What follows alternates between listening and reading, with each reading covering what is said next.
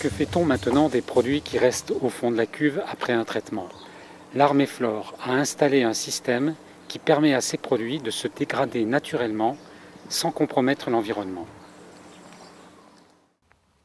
Après un traitement, il existe aujourd'hui une solution efficace qui permet d'éliminer naturellement tous les résidus phytosanitaires, le lit biologique.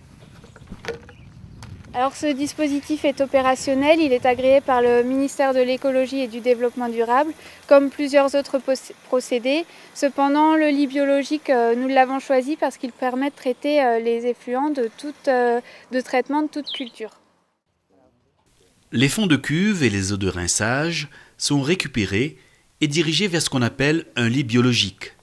Composé d'un substrat riche en micro-organismes, ce sont en fait ces derniers qui vont décomposer les matières chimiques actives encore présentes dans les effluents phytosanitaires.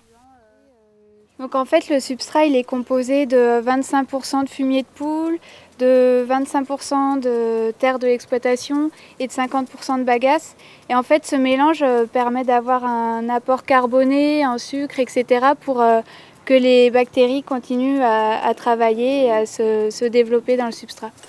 La dégradation des matières actives par le substrat permet d'avoir un substrat à l'issue d'un laps de temps de 6 mois à peu près, des matières actives complètement dégradées et le substrat peut ensuite être répandu sur une parcelle de l'exploitation.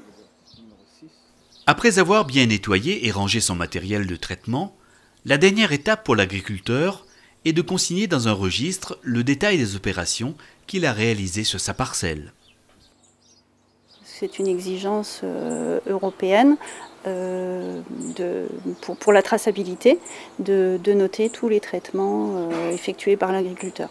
Donc ce que l'agriculteur doit noter, c'est la date du traitement, avec quel produit il a traité et la quantité qu'il a mise. L'utilisation des produits phytosanitaires représente une contrainte importante pour les agriculteurs. Respect de la réglementation, coûts économiques élevés, risques pour la santé et l'environnement. D'autres méthodes de protection des cultures existent et doivent être développées à plus grande échelle afin de réduire l'utilisation des produits phytosanitaires.